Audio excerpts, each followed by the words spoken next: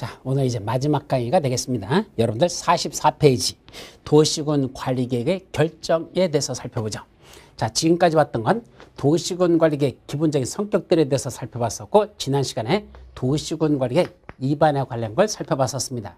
그래서 입안하자 그러면 누가 입안하지? 입안권자가 있을 것이고, 두 번째가 이때 입안권자한테 입안 좀 해주세요라고 입안을 뭐 하는 게 있다? 제안하는 게 있더라. 그래서 입안의 제안 그런 게 있었고, 그 다음에 입안 절차는 지주지입이라는 절차에서 이루어진단다. 그래서 입안이 끝났습니다. 이제 뭐 하자? 그 입안된 걸 결정하자는 얘기입니다. 이제 결정으로 넘어가죠. 그럼 여기다 쓰자. 결정. 그럼 결정하자 그러면 제일 먼저 누가 결정하지? 당연히 결정권자가 나와야 될 겁니다. 근데 결정권자가 누구냐 그랬더니 여러분들 교재 보시면 44페이지 맨 밑에 원칙이 나오고 옆 페이지에 예외가 나옵니다. 그리고 원칙적인 결정권자는 누구랍니까? 원래는 시도지사가 결정권자랍니다. 다만 대도시에서는 대도시장이 결정권자고 라고 돼 있죠. 그래서 원래는 시도사, 예외적으로 대도시에서는 대도시장. 그런데 이자가 하는 게 아니라 또 누가 한답니까? 시장군수가 직접 결정하는 경우도 있더라. 또 시장군수라고 돼 있습니다. 그리고 옆에 보면 예외적으로 최고대표인 국장이라든지 또는 해양수산부 장관, 줄여서 해수장라고 표현하죠. 그래서 국장이나 해양수산부 장관이 결정하는 예외가 있더라. 이렇게 돼 있습니다. 그럼 이게 저쪽에는 입안권자고 결정권자를 같이 놓고 한번 정리를 하셔야 됩니다. 여기. 자, 먼저 결정권자가 대원칙은 누구란다? 시도지사가 원래는 결정권자라는 얘기입니다. 그럼 입안권자는 원래는 누가 입안권자였죠? 원칙은 특광, 특시, 특도, 시장군수 얘들이 입안권자고 예외적으로 국장이나 도지사가 입안하는 경우도 있다라고 했었죠.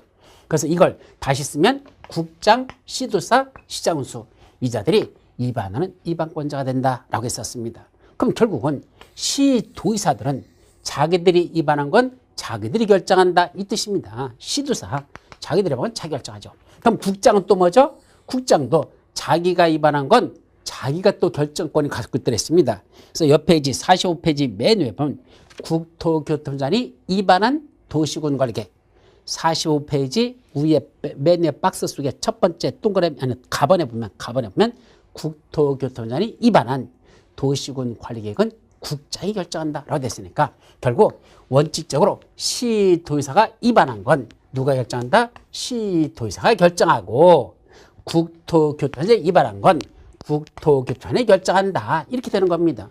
그 이제 남는 것들이 대도시장, 시장군수, 여기 해수장 이자들만 또 누구냐 이 문제가 되는 거죠. 자, 그럼 보세요. 시장군수도 원래는 입안권자야 지들이. 근데 시장군수가 직접 결정하는 경우도 아무 때나 그런 게 아니라 이건 두 가지 사유가 있을 때만 시장군수가 직접 결정권자가 되는 게 있습니다.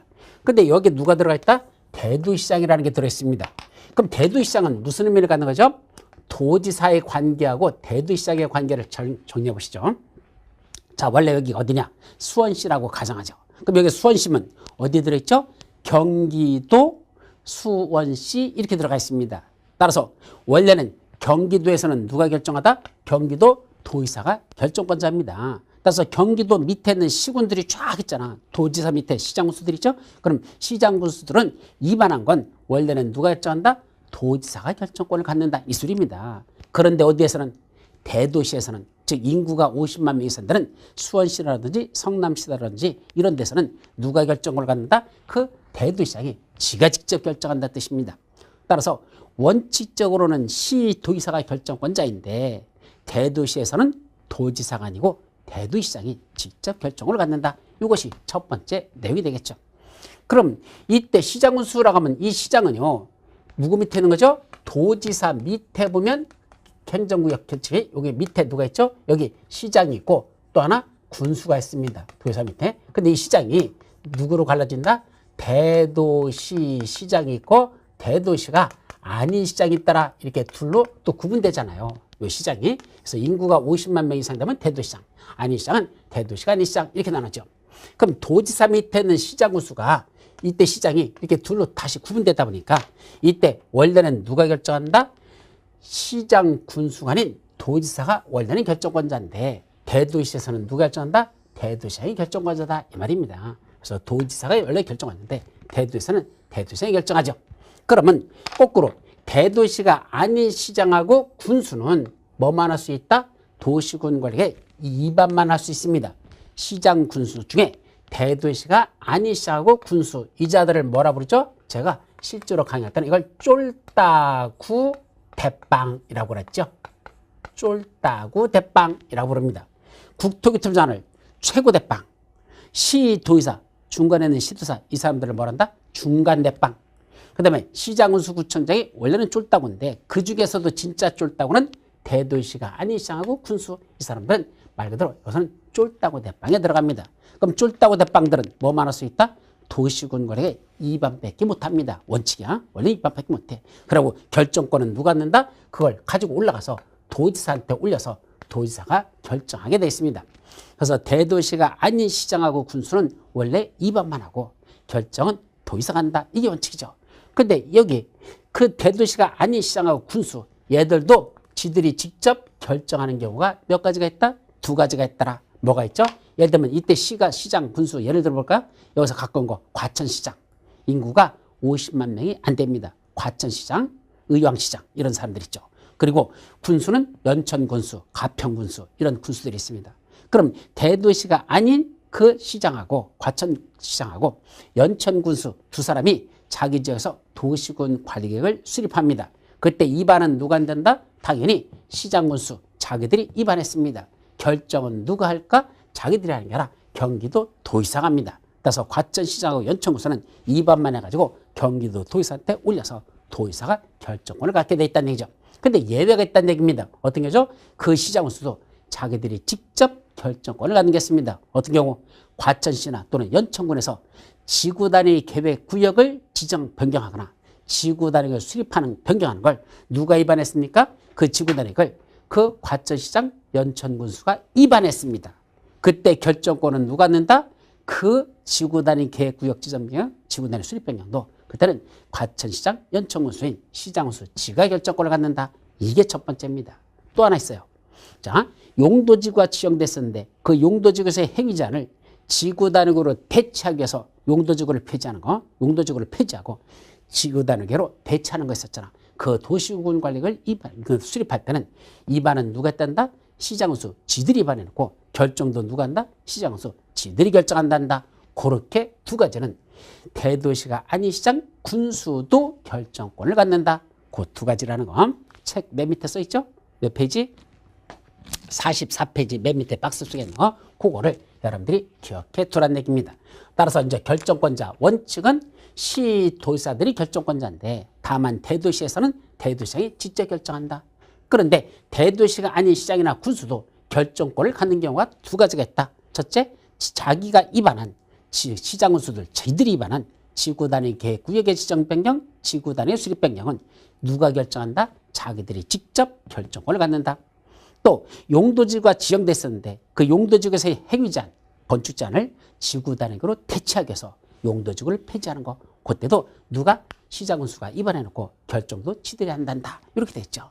그런 이제 예외적으로 국토교통부에 직접 결정하는 거 이것이 또 시험 문제에서 항상 영순위에 올라 있었죠. 그건 다음 페이지 맨 위에 보시면 국장이 직접 위반하고 국장이 결정하는 것, 즉 국토교통부장이 위반한 건 누가 결정한다? 국장이 결정한다. 그럼 아까 국토교통부장이 위반하는 게 있었습니까? 예, 국토교통부장이 직접 위반하는 건 몇 가지? 세 가지. 이것도 기억해야 되죠. 첫째가 뭐였었죠? 국가계획과 관련된 도시군 관리계획. 국토교통부장이 위반했습니다. 결정 누가 한다? 국장, 지가 한다는 얘기죠.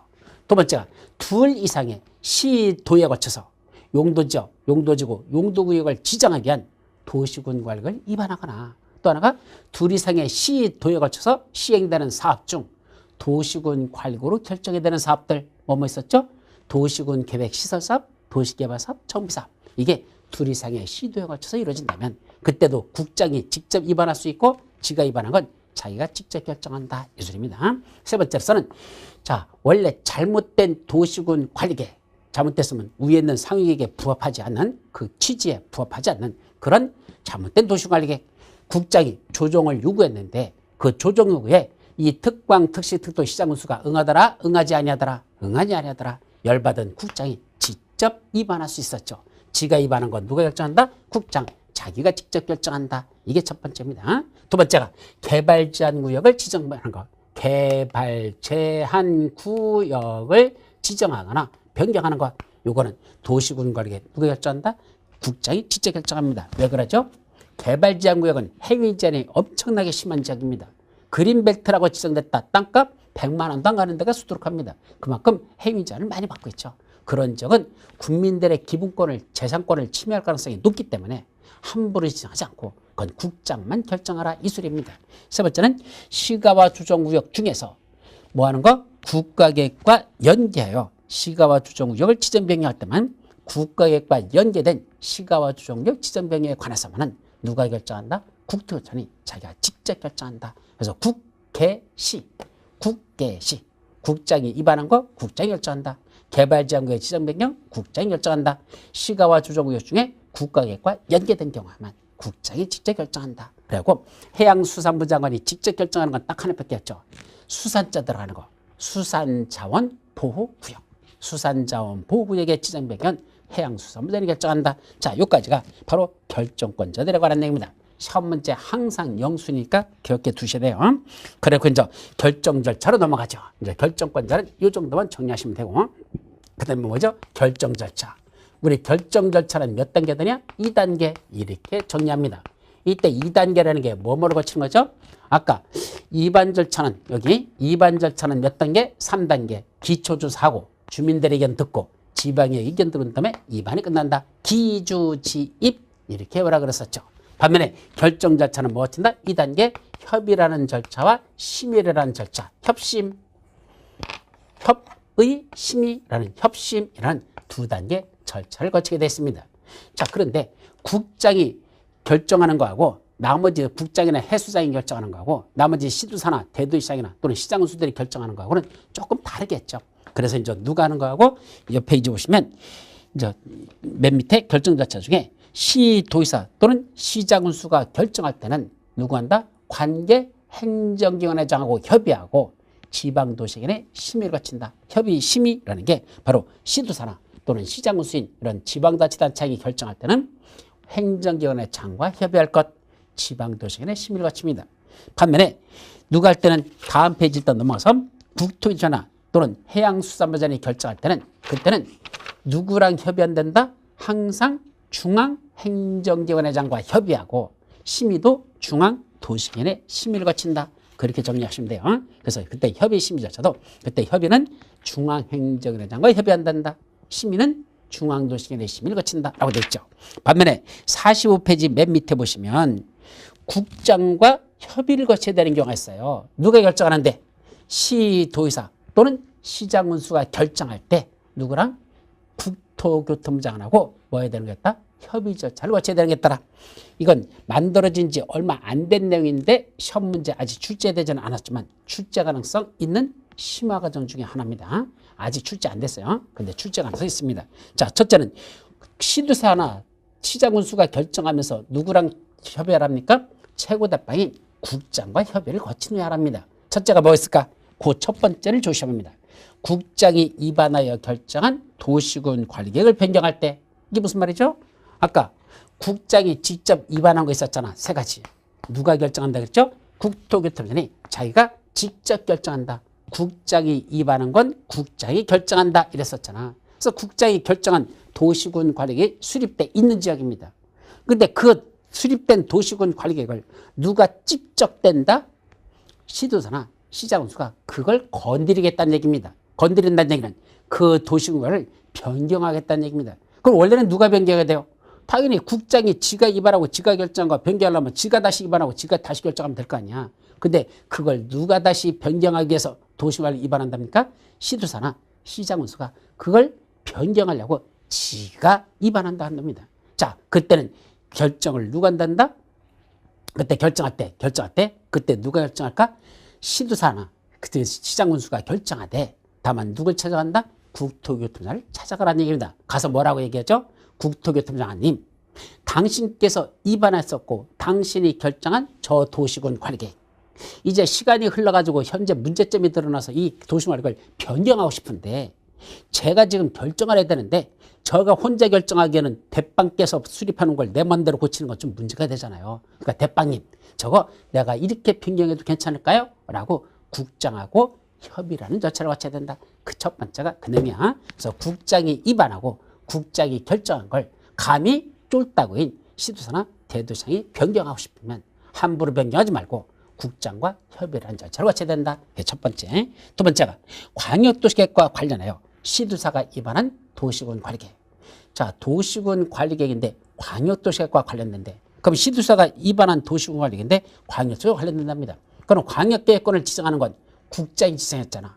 따라서 국장이 지정했던 목적에 맞도록 구체적인 실천계획인 도시군 관리에 수립되는지 그때 결정할 때도 국장하고 먼저 협의해서 여기 수립됐던 광역도시계획과 어떻게 광역계획권 지정을 했던 국장이죠. 그거하고 광역도시계획하고 이게 괜찮은데 맞는 건지 그걸 확인하기 위해서 국토교통부가 협의라는 절차를 거쳐야 된다. 이게 두 번째고요. 다음 페이지. 개발제한구역이 해제되는 지역에 해제 이후 최초로 결정되는 도시군 관리계획. 아까 개발제한구역은 누가 지정하거나 변경한다. 해제하죠. 국토교통부장이 개발지역은 지가 지정하고 지가 변경하고 지가 해제한다. 이 뜻입니다. 그럼 국장이 개발제한구역을 해제시켰습니다. 그럼 해제해가지고 거기서 개발과 관련되든지 용도지역 변경이라든지 개발과 관련된 그런 도시군 관리를 수립한답니다. 그때 최초로 수립한 그 도시군 관리계획이 국장이 개발제한구역을 해제할 때는 해제하는 이유가 있습니까? 없습니까? 있죠. 그냥 심심해서 해제하지는 않을 거 아니야. 뭔가 여기는 개발할 필요성이 있다 싶으니까 개발제한구역을 해제했을 겁니다. 그래서 그때 국장이 개발지역을 해제했으면 그때 뭘 해야 됩니까? 그때 그 지역에서 수립하는 최초로 수립하는 도시군관리계획 누가 결정할 때?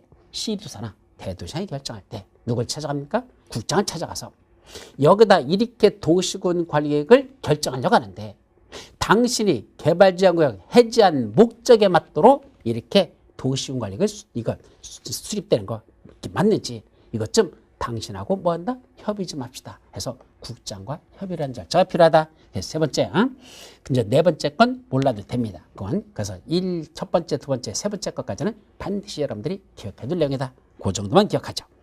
자, 그런데 이제 밑에 도시계획의 심의를 거치는 결정했잖아. 그래서 일단은 누가 할 때는 시도사나 대도시장이 결정할 때는 먼저 협의를 거치는데 그때 시도사나 대도시장은 관계 행정기관장하고 협의하는 게 원칙인데 국장과 직접 협의해야 되는 경우도 있더라. 네 가지. 두 번째는 국장이 직접 결정하기 위해서는 항상 협의는 누구를 한다? 중앙행정위원회장들과 협의한다. 이렇게 정리한 것이고 이제 심의는 시도사나 대도시장이 결정할 때는 지방도시계획의 심의를 거칩니다. 반면에 국장이 결정하나 해수장이 결정하는 중앙도시계획의 심의를 거친다라고 되어 있죠. 자, 그런데 시도사 또는 시도사 또는 시장군수들이 뭐 할 때 결정하기 위해서 관계 행정위원회장하고 협의할 때 그때 아니 도시계획의 심의를 거칠 때 그때 도시계획의 심의만 거치는 게 아니고 건축위원회라는 거고 공동심의를 거쳐야 되는 거였어요. 도시계획위원회는 쉽게 말하면 뭐에 가는 거죠? 도로 만들고 공원 조성하고 학교 짓고 이런 기반시설 설치하려는 게 주력이고요.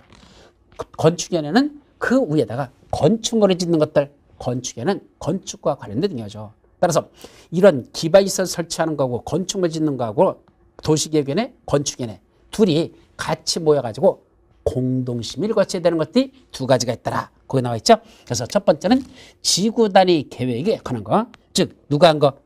시장군수들이 자기들이 지구 단위 계획 구역 지정 계획, 지구 단위 수립 변경하는 거. 자기들이 직접 결정 권장했었죠. 자, 그럴 때는 그 시도사 또는 시장군수가 지구 단위 계획 결정할 때는 그냥 도시계획위원회 심의만 거쳐서는 안 되고 건축위원회하고 공동심의를 거쳐라. 첫 번째고 두 번째가 기준에 있던 용도지구를 폐지하고 그 용도지구에서의 건축 제한 등을 지구 단위로 대체하려고 용도지구 폐지하는 거 있었죠. 그때도 누구랑 같이 한다? 도시계획위원회하고 건축위원회하고 공동심의라는 걸 거쳐야 된다는 것. 자, 그것이 도시계획위원회 심의만 거치는 게 아니라 건축위원회하고 공동심의를 거쳐야 되는 사유 두 가지가 있다. 이렇게 정리하시죠.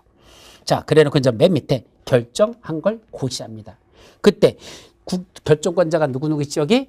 국장도 있어요. 해양수산부 장관도 있어요. 시도사도 있어요. 여기 대도시장을 포함한 시장군수도 있다는 얘기입니다. 이 자들이 결정할 때는 그걸 고시하는데 그 고시는 어디다 할까? 최고 대빵인 국장이나 해양수산부 장관, 즉 중앙행정기관에 속하는 국장이나 해양수산부 장관들은 관보에다가 고시해야 되고, 나머지 시도사나 시장군수 같은 지방자치단체장은 공보에다가 고시해야 된다. 46페이지 맨 밑에 나오죠. 그래서 국장은 관보에다 고시한다. 시도사나 시장군수는 시도나 시군에는 공보에다가 고시한다. 관보, 공보라는 걸 구분해서 기억해둬라, 이런 얘기입니다. 자, 여기까지가 뭐 하는 거? 결정과 관련된 내용들은 다 끝났습니다. 자, 이제 47페이지 그 도시군 관리계 결정고시의 효과가 납니다. 도시군 관리계 결정고시 되면 어떤 효과가 있을까? 시험 문제 항상 영순위, 반드시 한 문제는 여기서 나온다라고 기억합니다. 그중에 제일 많이 났던 게 바로 1번입니다. 효력 발생 시기. 자, 도시군 관리계 결정고시 됐다. 언제부터 효력이 발생하느냐? 이 효력 발생이라는 게 무슨 말이죠? 국민들에게 구속하는 효과가 발생하는 게 언제냐, 이 뜻입니다. 효력 발생이란 국민을, 그 해당 지역에 있는 국민을 구속하는 효과가 발생하는 시기, 이게 효력 발생 시기죠. 자, 예를 들어 볼까요? 또 무슨 말인지. 여기를 이번에 제1종 일반 주거지역이라는 용도지역을 지정하는 도시군 관리계의 결정 고시됐습니다. 저기서부터 여기까지 걸쳐서 요만큼이 이번에 뭘 한다? 제1종 일반 주거지역으로 결정 고시됐습니다 라고 무슨 계획이? 도시군 관리계획이 결정 고시됐다, 이 말입니다. 그러면 여기가 일종 일반 주거지역으로서의 효력은 언제 발생하느냐 얘기입니다. 즉 일종 일반 주거지역에서 지을 수 있는 건축물의 종류, 그때 그 안에서 짓는 건폐율 몇 퍼센트, 용적률 몇 퍼센트 이하로 자라 라는 이 제한이 언제부터 그 안에서 정되느냐 얘기입니다. 이게 효력 발생 시기죠. 언제부터랍니까? 지형도면을 고시한 날부터. 즉 요번에 어디서 어디까지가 이렇게 됐단다. 그래서 지도에다가 그려가지고 여기서 여기까지가 제1종 일반 주거지역입니다 라는 그 지적이 표시된 지형도에다가 그 도시군 관리계 결정고시된 그 지역을 표시해서 주는 거, 그걸 지형도면의 고시라고 하는데, 바로 그 지형도면을 고시한 그날부터 거기는 일종 일반 주거지역이라는 효력이 발생한다. 효력 발생 시기는 도시군 관리계획을 결정 고시한 날이 아니고 지형도면을 고시한 날이지, 도시군 관리계획 결정 고시된 날 하면 안 돼요. 그래서 도시군 관리계획의 결정의 효력은 지형도면을 고시한 날부터 효력 발생한다. 그걸 다음 날부터 효력 발생한다 해서 틀린 적이 있습니다. 자, 그것이 중요한 거죠. 기존 사업의 계속성이라는 건 다른 말로 기득권 보호라는 말이 있는데, 이게 무슨 말이죠? 자, 여기가 원래는 상업지역에 썼습니다. 그럼 일반 상업지역이니까 뭘 지을 수 있다냐? 예, 일반 상업지역이라는 용도지역에서는 숙박시설을 지을 수 있습니다. 그래서 여기다 러브호텔을 하나 짓고 있었습니다. 공사에 착수했는데 이번에 용도지역이 일반 상업지역에서 제3종 일반 주거지역으로 변경됐습니다. 그럼 3종 일반 주거지역은 주로 아파트 같은 거 짓는 지역이거든. 그럼 러브호텔을 짓고 있었는데 중간에 거기가 3종 일반 주거로 바뀌어버리면 숙박시설은 건축할 수 없는 지역이 돼버립니다. 그러면 이미 짓고 있던 이놈의 러브호텔 때려 부셔야 되느냐? 3종 일반 주거지역으로 바뀌었으니까 일반 상업지역에서 3종 일반 주거지역으로 변경되면서 이미 일반 상업지역일 때 러브호텔 허가받고 건축에 착수해서 짓고 있던 걸 3종 일반 주거지역으로 바뀌어가지고 더 이상 지을 수 없는 지역이 있으니까 부셔야 되느냐는 얘기입니다. 부셔야 될까요? 아니랍니다. 원칙적으로 그 도시군 관리계획 결정에 관계없이, 이때 도시군 관리계획이 결정되게 무슨 결정이죠? 용도지역 변경이죠. 일반 상업지역이란 용도지역에서 3종 일반 주거지역이란 용도지역으로 변경되는 이 도시군 관리계획 결정에 관계없이 뭘 할 수 있습니까? 계속 사업이나 공사를 시행할 수 있답니다. 그러니까 그냥 러브호텔 계속 지어도 된다, 이 소리입니다. 자, 그래서 가끔 가다 보면요, 여기는 저런 건축물이 들어찰 수 없는 지역인데도 건물이 있는 게 있어. 둘 중에 하나입니다. 불법으로 건축했거나 아니면 옛날에는 그런 규제를 받지 않던 지역이기 때문에 지었다는 얘기입니다. 그래서 이미 옛날에 규제받지 않던 시절에서 졌던 건축물들은 지금도 규제하지 않는 게 원칙입니다. 그걸 기득권 보호란 말이 그 말이죠. 이미 착수했었어. 이미 지은 사람이 있어. 그 사람의 권리는 보호하자는 얘기죠. 그걸 때려 부시라고 하면 그 사람은 막대한 비용이 들어가고 있는데 부시라면 그 뭐 손실보상 해줄 것도 아니면서 부시라고 하면 그 사람은 상당한 타격을 받겠죠. 그래서 이미 착수해서 기득권을 확보한 사람은 그 기득권을 보호해주자. 그게 바로 기득권 보호라는 게 그 뜻입니다. 기존 사업은 계속할 수 있도록 해주자. 이게 원칙이고. 근데 다만 다음 페이지 시가와 조정구역 또는 수산자원 보구역. 우리 용도구역 중에 시수구역 있었죠. 시가와 조정구역하고 수산자원 보구역. 이 두 군데 지역이 지정되면은 그때도 그 안에서 이미 공사나 사업에 착수한 사람 계속해도 될까? 예, 원래는 계속할 수 있어. 근데 그냥 계속 시행할 수 있다. 땡 틀려버립니다. 그럼 계속 시행할 수 있다면 틀리고 그때 뭐죠? 3월 내에 뭐였다? 3월 이내에 그 사업이나 공사의 내용을 신고하고 계속 시행할 수 있다라고 바꿔야 됩니다. 따라서 여기가 원래 아까 뭐 짓고 있었습니까? 러브호텔 짓고 있었어. 근데 이번에 뭐가 지정됐습니까? 시가와 조정구역이 지정됐습니다. 또는 수산자원 보구역이라는 게 지정됐습니다. 그러면 러브호텔 이미 공사나 사업에 착수한 거 계속 지어도 되느냐 얘기입니다. 예, 기득권 보호에 따라서 원래 질 수는 있어. 근데 그냥 짓는 건 안 돼. 그냥 무대포로 허가도 안 받고 신고도 안 하고 그냥 짓는 거 그건 안 돼. 무슨 절차가 필요하다? 그로부터 시수구역이 지정고시 된 날로부터 3월 이내에 뭐 해야 된다? 신고는 하고 나 여기 러브호텔 지금 짓고 있어라는 걸 신고는 하고 계속 시행할 수 있다라는 걸 기억하라는 얘기입니다. 아셨죠? 자, 그런 내용들이 거기 나와 있고 그 다음에 지형도면의 작성고시라는 건 아까 지적이 표시된 지형도에다가 도시군 관리계획 결정고시 된 게 어딘지 그 장소 같은 걸 표시해 주는 거 지형도면의 작성고시라고 돼 있죠. 누가 작성합니까? 원래는 도시군 관리계획을 위반한 자들입니다. 그래서 위반했으니까 누가 위반했죠? 특광, 특시, 특도, 시장군수가 원래 위반권자니까 얘들이 지들이 지형도면을 작성해서 하면 되죠. 근데 예외적으로 국장이나 또는 도지사가 직접 위반한 경우 있죠? 그럼 지들이 지형도면을 작성하면 된다. 결국 지형도면은 누가 작성한다? 바로 도시군 관리 위반권자들입니다. 왜 그럴까요? 이유를 또 알아야죠. 바로 도시군 관리 위반한 자들이 그 도시군 관리의 내용에 대해서 제일 잘하는 자입니다. 아까요. 물론 시도지사들은 지들이 위반한 건 지들이 결정한다. 대도시장도 지가 위반한 건 지가 결정하죠. 그런데 대도시가 아닌 시하고 군으로 내려가 보죠. 그때는 쫄따고들은 위반만 하고 결정은 도의사가 합니다. 그럼 과천시에 도시군 관리를 과천시장이 위반했습니다. 그것 좀 정해주세요. 결정해주세요라고 도의사한테 결정 신청을 합니다. 그럼 도의사가 결정합니다. 그러면 과천시장이 그 도시군 관리의 내용을 더 잘할까요? 결정권자인 경기도 도의사가 더 잘할까요? 당연히 쥐가 손대고 지가 만들었던 과천시장이 그 내용을 더 잘한다는 얘기입니다. 연천군에서는 연천군수가 도시군 관리 위반하고 원칙적으로 결정은 도의사가 합니다. 그럼 연천군수가 그 지도 지역에서 지가 위반한 걸 내용을 더 잘할지 경기도 도의사가 더 잘하겠습니까? 따라서 이 내용을 잘 알고 있는 누가 위반권자들이 자기들이 직접 그 지형도면을 지들이 작성한다. 이렇게 기억합니다. 근데 옆 페이지 49페이지 도지사의 승인을 받아야 되는 경우가 있죠. 누구만 도지사 승인을 받을까? 아까 말한 이 사람들이야. 대도시가 아닌 시장하고 군수인 쫄따고 대빵들이 이자들이 대도시 아닌 군수가 만든 지형도면 믿을 만하다 믿을 수 없다. 못 믿습니다. 왜요? 쫄따고인 대도시가 아닌 시장하고 군수는 둘을 뭐로 본다? 맹한 사람으로 본다는 얘기입니다. 뭔가 좀 부족한 사람으로 봅니다. 즉 우리 행정조직에서 가장 쫄따고 해석하다 보니까 뭔가 능력이 부족한다.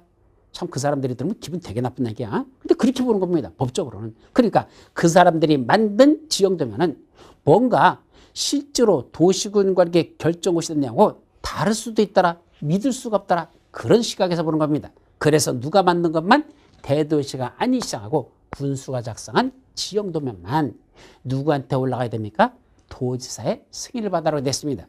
그러면 대도시 아닌 시장, 아까 과천시장, 그 다음에 연천군수가 각각 도시군 관계 결정고시 된 내용이 난 지형도면을 만들어서 가지고 경기도 도지사한테 갖고 왔습니다. 이것 좀 승인해 주세요 라고 했죠. 그럼 경기도 도지사는 뭘 봐야 됩니까?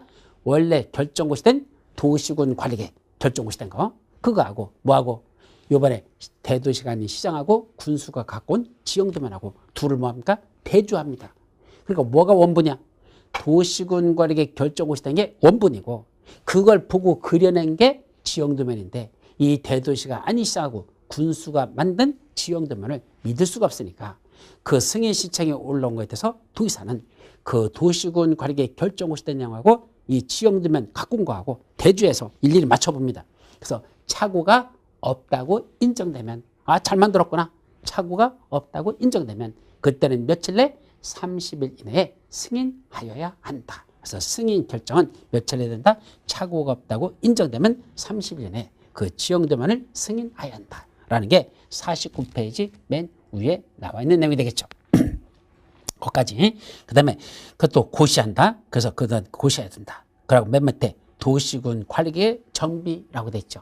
이 도시군 관리계획 또 5년마다 타당성 검토를 하는 경우가 있습니다.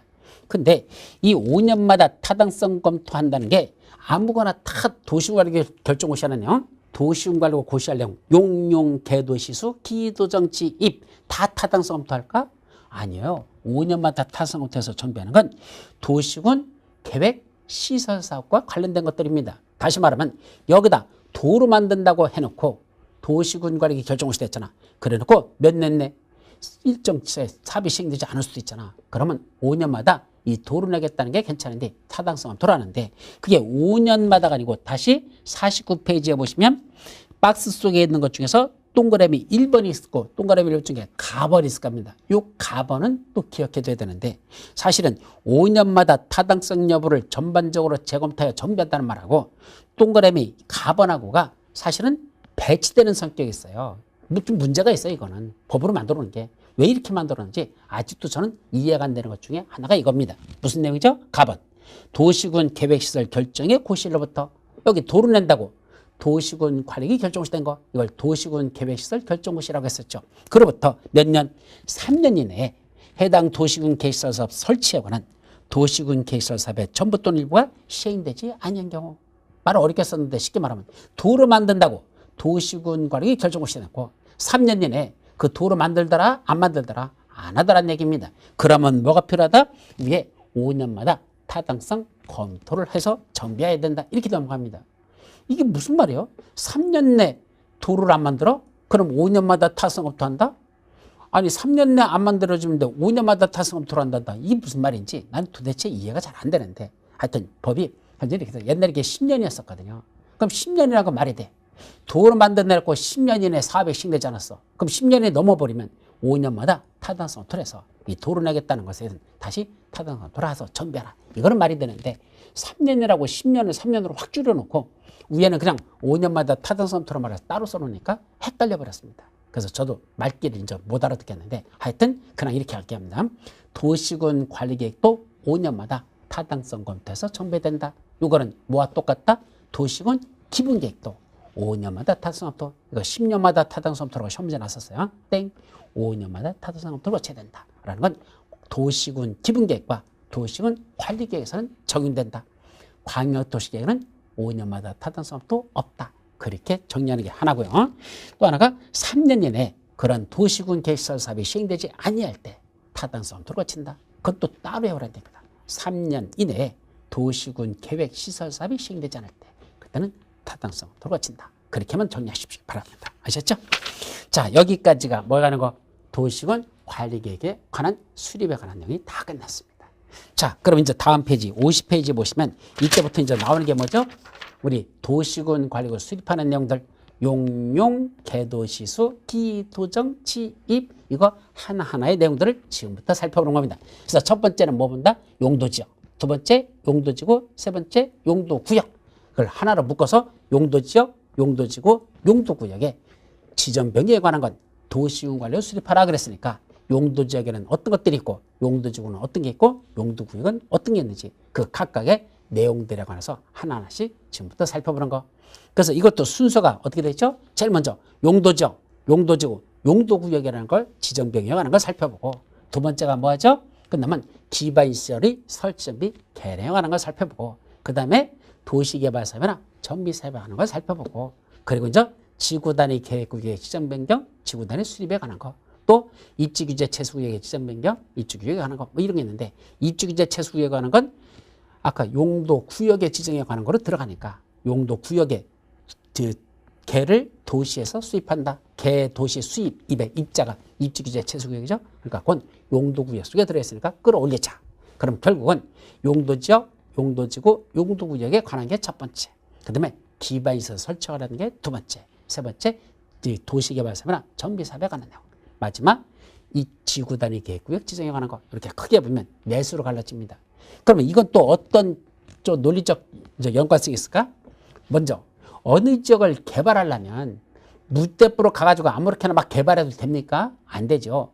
토지 이용의 효율성을 높이기 위해서 먼저 뭐부터 한다? 전 국토를 21가지 용도적으로 구분해서 지정하는 게 먼저입니다. 여기는 제1종 전용주거지역을 하자. 여기는 제2종 전용주거지역, 여기는 제1종 일반주거지역, 제2종 일반주거지역, 제3종 일반주거지역, 준주거지역, 여기는 일반상업지역, 중심상업지역 이런 식으로 먼저 용도지역이라는 거로 21군데를 지정해 놓습니다. 그럼 21개 용도지역마다 다음 주에 나올 거야. 건축제한, 건폐제한, 용적률제한이라는 게 있습니다. 건축제한 21개 용도지역마다 아무거나 함부로 짓지 말라.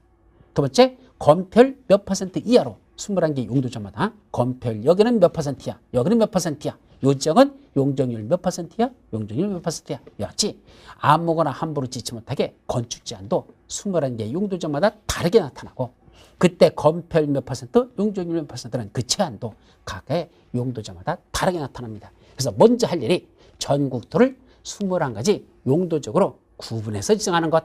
그래서 용도지역이 먼저입니다. 근데 용도지역 지정만 갖고는 국토가 제대로 효율적으로 이용관리 되더냐? 그게 또 부족하니까 그 용도지역의 제한을 강화 또는 완화하기 위해서 용도지역 위에다가 뭘 지정한다 그랬죠? 용도지구라는 걸 지정합니다. 그래서 용도지역, 여기에 예를 들면 일반상업지역이라고 되는데 거기다 시가지 경관지구 또는 최고 고도지구, 그냥 고도지구라는 걸 지정합니다. 그럼 시가지 경관지구, 고도지구 이거는 무슨 종류? 용도지구라는 걸 지정하죠. 그래서 용도지구를 지정하는 목적은 용도지역, 여기에 일반상업지역이라는 용도지역에서 제한하고 있는 걸 어떤 때는 더 강화지 안 하고 지금 말한 두 가지는 강화지 않냐? 반면에 개발진인지구라고 있었죠? 그 개발진인지구는 행위자를 완화시켜주는 역할을 합니다. 이와 같이 용도지구라고 하는 건 용도지역에서 제한하고 있던 내용들을 어떤 때는 더 강화지 안 하고 어떤 때는 완화지 안 하기 위해서 용도지구라는 걸 지정한다. 그럼 용도지역 위에다 용도지구만 지정해서 그거 갖고 관리를 했더니 국토관리가 그래도 부족해서 하나 더 지정하자. 용도구역이라는 걸 지정하자. 그래서 용도구역은 개발제한구역, 도시제한공원구역, 시가와 조정구역, 수산자원 보호구역, 입주규제 최소구역. 이 용도구역이라는 거 하나를 더 용도지역과 용도지구의 제한을 더 강화 또는 완화하기 위한 용도구역이라는 걸 지정한단다. 그래서 결국 전 국토에는 용도지역이 제일 밑바탕이 지정되고 그 위에다가 용도지구나 용도구역을 지정한다. 이렇게 먼저 그렇게 해놓고 각각의 용도지역, 용도지구, 용도구역의 특성에 맞는 건축물들만 짓도록 이렇게 규제해놓고 이제 개발로 들어갑니다. 근데 개발할 때는 뭐부터 만들까? 아파트부터 줘야 됩니까? 아파트까지 들어가는 도로부터 내고 상하수도가 매설하고 전기가스 통시설 먼저 집어넣어야 됩니까? 먼저 그게 들어가야 되죠. 무슨 시설? 기반시설이 먼저 설치됩니다. 따라서 전 국토를 용도지역, 용도지구, 용도구역을 지정해놓고 그 다음에 뭐 만든다? 기반시설을 설치하자. 도로 만들고 거기다 전기가스, 상하수도 시설 같은 기반시설을 설치하자. 기반시설 설치 준비 개량에 관하게 나옵니다. 근데 이 기반시설 설치는 일종의 무슨 사업이다? 공익사업입니다. 공익사업. 즉 개인의 영리 목적이 아니라 전체 지역에 있는 사람들을 위한 공익사업의 성격을 갖죠. 근데 도로 만들고 공원 조성하고 학교 짓는 그거 말고 아예 통째로 신도시를 만드는 도시개발사업, 재개발, 재건축 같은 정비사업 이것도 일종의 공익사업의 성격을 갖습니다. 따라서 그 공익사업 몇 가지? 세 가지. 도시군 계획 시설사업, 도시개발사업, 정비사업에 관한 거 이런 사업을 시행하는 것도 뭘 한답니까? 도시군 관리계획을 결정해 놓고 그런 사업을 시행하라 이렇게 됐습니다. 따라서 이제 공익사업과 관련된 도시군 계획 시설사업, 도시개발사업, 정비사업에 관한 것도 도시군 관리를 해야 되는데 그중에 도시군 계획 시설사업이 무엇이냐라는 건 우리 국토위계 및 이용에 관한 분들에서 그 내용들이 쫙 나와요. 그런데 무슨 사업은 없단다? 도시개발사업하고 정비사업에 관한 구체적인 내용은 이 국토위계 및 이용에 관한 법률에 안 나온다라고 했었죠. 왜 안 나온다 그랬죠?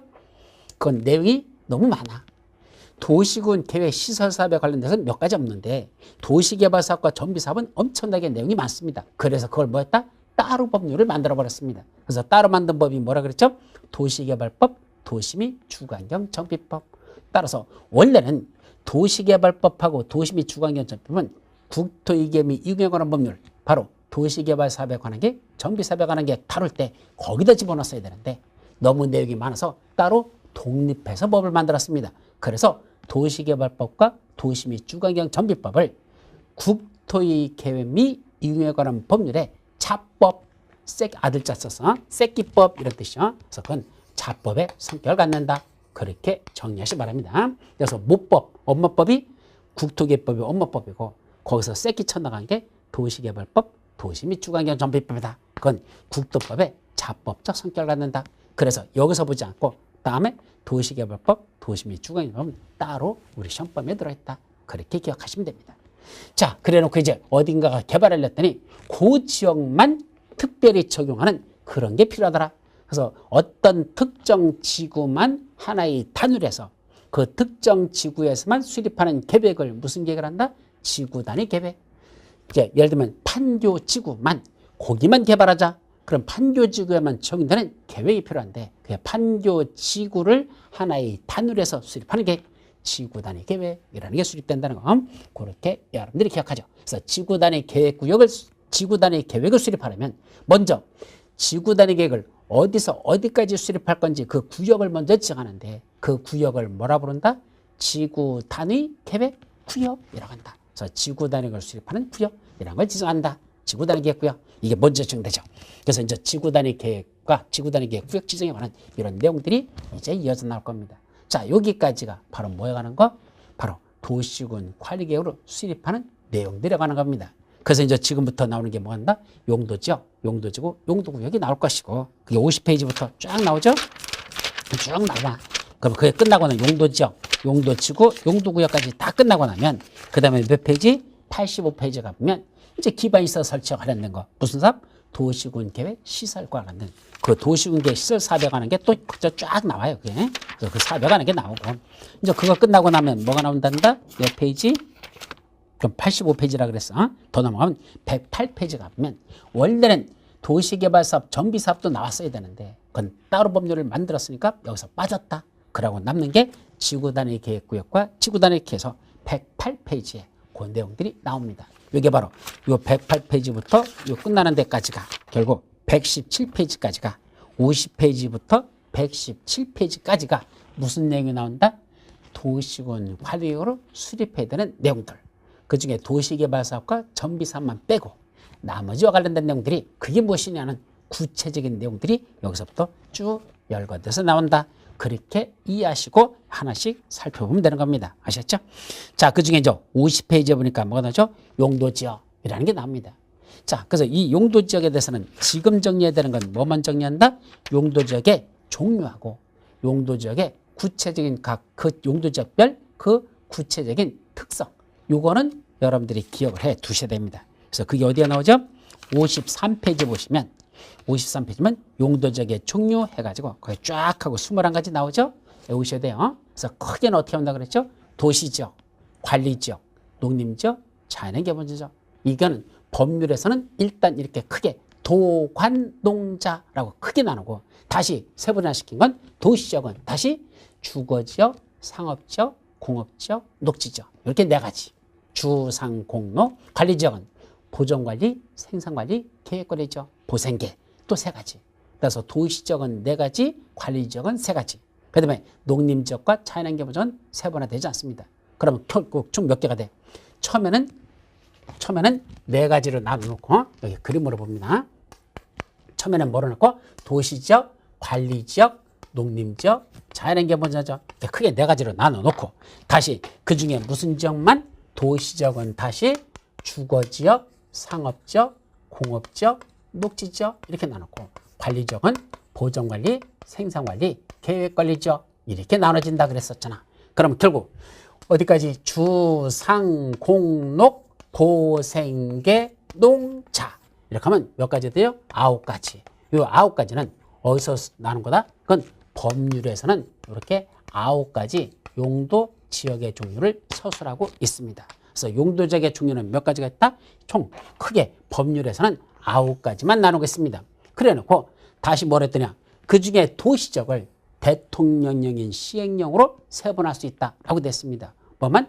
도시적만 대통령의 시행령으로 세분할 수 있대. 그래서 다시 주거지역은 뭐로 나눠지죠? 전용 주거지역, 일반 주거지역, 준주거지역. 전용은 1종, 2종, 일반은 1종, 2종, 3종. 그러면 이것만 해도 전용 1, 2종 2가지 있고 1종, 일반 1, 2, 3종 3가지 있고 준주거지역. 그럼 총 6가지가 있습니다. 하나, 둘, 셋, 넷, 다섯, 6가지. 주거지역만 6가지. 이건 어디서 나누죠? 이건 대통령인 시행에서 나눈 거야. 그래서 상업지역도 다시 말하죠? 4가지. 중심상업지역, 일반상업지역, 유통상업지역, 근린상업지역. 중일 6은 4가지. 공업지역은 전용공업지역, 일반공업지역, 준공업지역. 몇 가지? 3가지. 그리고 녹지지역은 보전녹지, 생산녹지, 자연녹지지역, 보생자. 자, 이렇게 나죠. 자, 그래 놓고 요거는 3가지. 그럼 도시지역만 해도 시행령에서는 총 몇 가지가 있단다?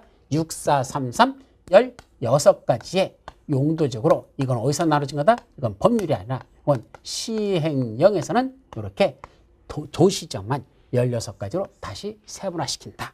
그래서 법률에서는 크게 도관농자 4가지로 나눠지고 그중에 도시지역과 관리지역이 각각 4가지, 3가지 해서 총 9가지로 법률에서는 세분화시키는데 그중에 도시지역만 다시 몇 가지로? 16가지로 전부 다 또 더 도시지역만 세분화된다는 거. 그래서 이 법률에서는 9가지, 그 다음에 시행령에서는 도시지역만 16가지. 그래서 총 합치면 16가지에다가 관리지역 3가지, 농자 하나하나까지 포함하면 총 몇 가지가 되죠? 21가지 용도적으로 세분화시킨다. 그래서 용도지역의 종류는 몇 가지가 있다? 21가지가 있다라는 거. 그게 쭉 열거되는 게 그겁니다. 그래서 그걸 여러분들이 하나씩 읽으면서 내용을 정리하십시오. 아셨죠? 그래서 이거는 오늘 수업 진도 안 나가도 여러분들이 이 정도는 봐두셔야 됩니다. 그래서 이거는 외워두셔야 돼. 그래야지 다음 주에 수업 나가는데 지장이 없다. 기본 강의할 때 암기하라고 했는데 아직도 암기가 안 됐으면 안 돼요. 외우셔야 돼요. 이거 안 외우면 진도를 못 나갑니다. 그래서 21가지 순서대로 저렇게 여러분들이 암기해두는 것 거기까지만 숙제로서 내드리도록 합니다. 자, 다음 페이지에 보면 용도지역의 지정권자부터 쭉 나오는데 그거는 언제? 우리 다음 주로 넘어가서 다시 더 깊은 내용들이 뭐가 있는지 살펴보도록 하죠. 그래서 오늘은 여기서 강의를 마치도록 합니다. 여러분 수고하셨습니다.